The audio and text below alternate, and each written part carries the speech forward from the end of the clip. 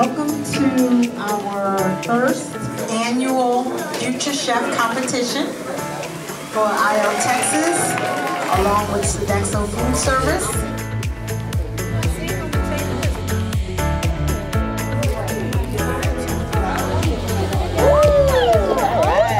So Future Chef is a program with our company, Sodexo.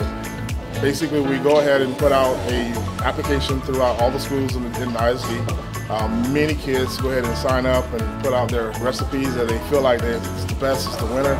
And we go ahead and sit down and we judge them, and then we pick the ones to pick for the competition that night.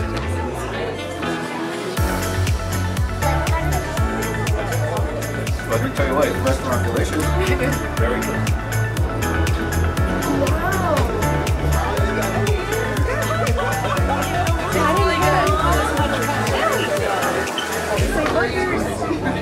Our gold place winner goes to Anaya Richardson.